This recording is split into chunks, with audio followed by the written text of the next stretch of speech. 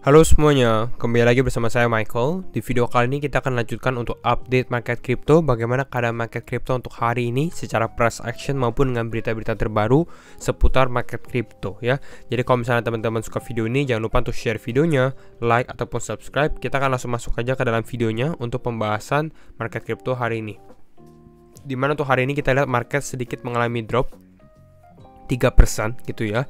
3%, Bitcoin di area 19.677, Ethereum juga mengalami drop yang cukup besar 2,9%. Kita apakah beberapa altcoin ada mengalami kenaikan di sini? Kalau kita lihat selama 24 jam terakhir ada ini seperti Cosmos Atom, Chiliz, Arweave, Chainlink, Quan, Compound ya. Ini ada sedikit mengalami kenaikan. Untuk yang mengalami penurunan di sini ada Ravencoin, Celsius, Ethereum Classic mengalami drop yang cukup besar 12,12% gitu ya. Ethereum 3%, ada Terra Luna, LDO, Lido. Apakah ini mungkin karena adanya the merge untuk Ethereum? Bisa jadi gitu ya. Secara fear and greed bagaimana? Fear and greed kita di dalam level extreme fear 20, artinya kita lihat ini dropnya cukup dalam ya. Dari fear di level 28 sekarang level 20, orang-orang mulai kembali lagi fearful ya. Sekarang kita akan langsung masuk untuk berita terbaru, nggak terlalu banyak sebenarnya. Yang terbaru ini adalah untuk hari ini, di mana White House release framework for crypto regulation in the United States gitu. Akhirnya ada seperti, bisa dikatakan seperti regulasi kripto gitu ya. Ini untuk artikelnya, White House release a crypto regulatory framework. Kalau lihat di bawah sini sebenarnya ini lebih mengenai CBDC atau Central Bank Digital Currency ya. Kenapa? Karena Amerika ini sebenarnya masih nggak terlalu support tapi nggak terlalu menentang CBDC atau Central Bank Digital Currency, intinya seperti itu ya. Tapi di sini Biden ya, atau Presiden Amerika Joe Biden sendiri bilang, Biden administration dia bilang ya, timnya is all set to take a step closer to a digital currency. Jadi mereka mulai akan melihat digital currency gitu. Jadi artinya mungkin Amerika bisa membuat CBDC sendiri gitu ya. Lalu di sini dia bahas juga, it was also emphasized atau ditekankan bahwa digital dollar should be created only if it was in national interest. Jadi kalau misalnya mayoritas lebih bilang oh kita membutuhkan digital currency, ya itu akan yang akan dilakukan gitu ya. Dan pertanyaannya ini cukup menarik statementnya, you will need stable coins, you will need cryptocurrencies if you had a digital US currency. Apakah benar gitu ya, kita tidak membutuhkan stable coin, kita tidak membutuhkan cryptocurrency kalau kita ada digital US currency ya. I think that's one of the stronger arguments in its favor. Sebenarnya kalau stablecoin mungkin hampir mirip ya, karena kegunaan stablecoin dengan digital US currency mungkin hampir sama ya. Artinya 1 US dollar sama dengan 1 US dollar seperti itu, tapi dalam digital form aja. Nah, tapi pertanyaannya bagaimana untuk cryptocurrency? Karena cryptocurrency ini berbeda gitu ya. Ada yang harus menggunakan network dan lain-lain gitu ya. Kegunaannya bukan hanya untuk transaksi, tapi untuk NFT, DeFi dan lain-lainnya seperti itu ya. Jadi itu ya, untuk ini, untuk statementnya bisa dilihat dari sini. The White House di sini ya, White House release first ever comprehensive framework for responsible development of digital asset.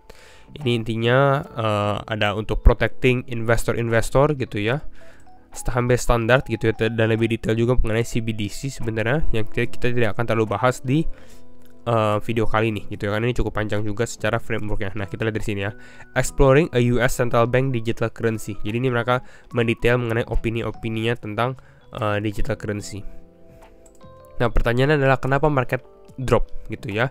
Mungkin dikarenakan salah satunya saham juga mengalami drop, yang nanti kita akan lihat secara XPX gitu ya, equity, karena biasanya Bitcoin mengikuti pergerakan saham juga, saham Amerika secara khususnya. Tapi ini mungkin juga yang dikatakan oleh TED Talks Macro, no one wants to hold risk into the weekend ahead of next week FOMC ya, karena minggu depan ada FOMC, nggak ada yang mau mungkin memegang resiko gitu ya. Resiko di sini dikatakan mungkin aset-aset yang beresiko seperti saham maupun cryptocurrency gitu. Jadi mungkin mereka mulai take profit atau menurunkan loadnya, apalagi dengan hasil inflasi hasil inflasi terbaru, CPI terbaru seperti itu. Jadi mereka mungkin melihat mungkin akan adanya negatif impact atau ada penurunan pada saat FOMC. Tapi biasanya di saat semuanya mulai negatif, condong negatif, justru market condong mengalami kenaikan. Jadi ini yang bisa kita bilang sedikit spekulasi kalau event-event besar seperti ini, gitu ya. Kita lihat dulu di sini. Nah, FOMC saya ingatkan kembali, ini di 20 sampai 21 September. Yang kita lebih fokuskan adalah di tanggal 21 September sendiri, seperti itu ya. Nanti kita akan tetap update untuk berita-berita yang terbaru ya menjelang FOMC secara harga juga, gitu ya. Lalu kita lihat juga untuk Ethereum ya. Walaupun Ethereum mengalami drop, tapi memang kalau teman-teman lihat secara long term pada saat perubahan dari proof of work ke proof of stake, itu yang dilihat sebenarnya secara fundamental, perubahan fundamentalnya gitu ya. Di sini the only chart that matters post merge, setelah merge bagaimana gitu ya. Dan kita bisa lihat kalau untuk setelah merge ini sudah mengalami ada drop gitu ya di sini. Di sini show me that drop in Ethereum issuance every day. Artinya semakin kecil pembentukan Ethereum. Ya, jadi makin lama mungkin Ethereum bisa mengalami yang kita kemarin sempat bahas, deflasi seperti itu. Dan ini akan cukup bullish untuk Ethereum secara long termnya. Secara short term bagaimana ya, short term bakal terjadi volatilitas juga yang akan kita lihat untuk Ethereum sekarang, karena memang dropnya juga cukup besar. Kembali lagi, sekarang kita akan langsung masuk aja untuk ke analisa teknikal gitu ya. Kita akan membahas beberapa hal. Kita pertama membahas untuk, mungkin kita lihat market saham dulu. Kembali lagi, disclaimer on and do your own research, karena setiap keputusan tetap di tangan teman-teman. Nah, kita bisa lihat di sini ya, XPX time frame 4 jam dia opening langsung, ini bisa dibilang candle open gap gitu. Di sini langsung mengalami drop besar gitu ya, dan ini membentuk respon market crypto pun ya langsung merah lah bisa dibilang gitu ya. Dan ini memang persis kalau kita zoom out di sini, open gapnya ini di bawah garis level support yang kita bahas. Kalau kita lihat one day-nya kelihatan ya. Di sini di support, mungkin orang-orang melihat ada potensi dia membentuk double bottom ya. Masih bisa sebenarnya, masih bisa terjadi double bottom seperti ini kalau ini mulai creep back up atau mulai kembali naik lagi. Tapi saya rasa mungkin ini dia akan closing candle warna merah juga, kecuali malah di pump akhir-akhir ini di akhir jelang closing penutupan. Tapi ya kemungkinan cukup kecil, dan kita tidak terlalu mengamati XPX ini, lebih ke arah secara tren dia closingnya bagaimana gitu ya. Kalau closing di atas support ini mungkin akan cukup menarik juga, tapi ya permasalahannya adalah dia open gap yang cukup besar gitu. Jadi kalau naik pun ini naik 1,1% ya, cukup tinggi kalau kita bahas untuk market saham Amerika. Nah, kita bahas untuk Bitcoin.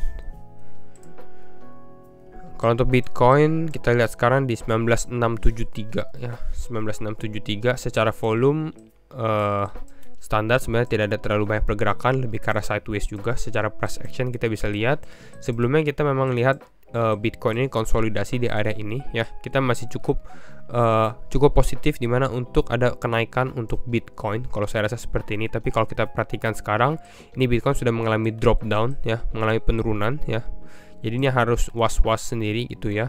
Tapi yang menariknya kalau teman-teman cari hal positif dari hal ini adalah level support bawah sini, level 19.600 ini masih tertahan gitu. Kita bisa lihat dari sini nih, tertahan konsolidasi di area ini.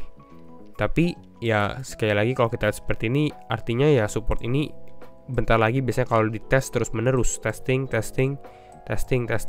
ya akan ada bisa bilang penurunan juga gitu, bisa jebol juga. Nah, pertanyaan adalah kapan ini mengalami penurunan lagi gitu ya. Saya rasa market crypto masih bisa mengalami penurunan, tapi pertanyaannya adalah apakah penurunannya ini secara langsung turun ke bawah seperti ini gitu ya. Ini penting ya. Apakah penurunan ini langsung ke bawah?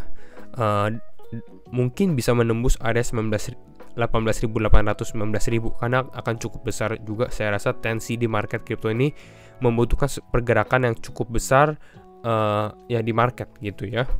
Atau mungkin market masih bisa mengalami kenaikan dulu, mungkin testing ke atas ini baru mengalami drop juga.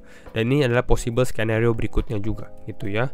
Nah, jadi kalau kita lihat untuk saat ini ya, ini market masih lebih ke arah konsolidasi. Tapi perhatikan di weekend gitu ya, perhatikan weekend. Kenapa saya bilang perhatikan weekend? Karena sebelumnya di minggu lalu ya, kalau teman-teman lihat ini Bitcoin tiba-tiba mengalami kenaikan cukup signifikan pun ini terjadi pada saat di weekend gitu, di akhir minggu gitu ya, market closing, dan ini mulai ada kenaikan seperti itu. Jadi ya bukan berarti nggak tidak ada kemungkinan untuk market sedikit mengalami pump atau penguatan baru mengalami pelemahan berikutnya juga gitu. Tapi condong ya market ini masih secara long term point of view ya, kalau kita secara time frame daily-nya ya masih bearish gitu ya, masih bearish. Dan ini mungkin hanya sedikit, kalau ada pump pun rally sedikit gitu, nggak akan terlalu signifikan juga kalau menurut saya gitu ya. Kembali lagi ini disclaimer on. Dan ya pertanyaannya adalah apakah level 19.600 ini hold. Kalau ternyata dia sudah mulai closing di bawah level 19.600, mungkin ke 19.500 closing candle 4 jam ya, mungkin kalau misalnya teman-teman open posisi short ini mungkin cukup lumayan gitu ya. Untuk target berikutnya adalah testing di area sekitar level 19 ribuan seperti itu, kalau memang dia mulai closing di bawah level ini. Kembali lagi harus pasang stop loss dan risk management segala macamnya gitu ya. Itu untuk Bitcoin. Kita lihat juga untuk Ethereum ya, bagaimana untuk Ethereum. Kalau kita untuk Ethereum sama, dia mengalami drop, tapi untuk saat ini masih di level supportnya ya. Kalau kita secara time frame daily-nya masih di dalam level supportnya. Yang menariknya ini Ethereum ini sudah ada sedikit testing ke level low sebelumnya. Kita lihat dari sini ya. Ini sempat testing ke area sekitar level 1927. Ini baru saja dia testing gitu ya. Dan sekarang ini lagi di level 1453 ya. Tadi testing di level 1427 20-an gitu ya. Nah, jadi kalau kita seperti ini, biasanya dia kalau udah testing ke level support yang sama, saya rasa ini saya lebih condong untuk ada sedikit rally dulu ya, kenaikan dulu. Nggak tahu kenaikannya sebesar apa, tapi mungkin dia akan bisa closing kembali ke level 1500 pun ini juga cukup menarik gitu ya, kalau Ethereum bisa naik ke atas level ini ya, ke atas level ini 1500 baru mengalami drop berikutnya kalau memang Bitcoin ini mengalami drop juga seperti itu. Tapi ini testingnya sama, bottom sekali, bottom 2 kali seperti itu ya. Masih cenderung mengikuti Bitcoin dan Ethereum ini secara steam atau secara momentum. Kalau dibandingkan dengan Bitcoin sekarang lebih mengalami pelemahan setelah dia mengalami merging gitu ya. Kenaikannya juga tidak terlalu signifikan. Ini untuk Ethereum ya. Kita bahas Bitcoin dominance. Bitcoin dominance cenderung lebih naik ya, makanya kita bisa lihat Bitcoin juga mengalami kenaikan dan lebih volatilitasnya lumayan lebih tinggi kalau dibandingkan beberapa altcoin. Kita bisa lihat ini yang dilakukan untuk Bitcoin, dan saya rasa ya condong untuk Bitcoin dominance trennya ini upward ya, atau uptrend. Untuk Bitcoin kembali lagi mengalami penguatan seperti itu ya. Yang terakhir kita cek USDT dominance. USDT dominance. Oke, kita dari sini. Kalau kita panjangin di sini, ini sebenarnya masih di area level resistannya ya, level resisten, level supportnya gitu ya. Jadi ya masih ada kemungkinan sebenarnya dia naik seperti ini lalu mengalami drop yang sama seperti yang kita alami sebelumnya di sini, seperti itu ya untuk USDT dominance. Kecuali dia clear breakout dengan cukup besar dan ini bisa testing ke area atasnya lagi, mungkin di area level ini gitu. Ini level 7,8%, ini cukup tinggi sebenarnya. Kalau memang ini terjadi, biasanya ini akan fear di market akan sangat-sangat tinggi. Ini di tanggal 4 Juli, 13 Juli di saat market drop. Nanti mungkin saya akan bahas video ini di video lainnya untuk hal ini gitu ya. Tapi mungkin untuk saat ini ya market USDT dominance mungkin akan lebih condong konsolidasi dan mungkin akan ada launch up dalam beberapa minggu ke depan kalau kita lihat ya, karena market cenderung lebih fearful juga untuk saat ini. Jadi mungkin kira-kira itu untuk analisa market crypto untuk hari ini. Dan kalau misalnya teman-teman suka video ini, jangan lupa untuk share videonya, like ataupun subscribe. Dan sekali lagi thank you so much for watching and see you in the next video. Bye bye.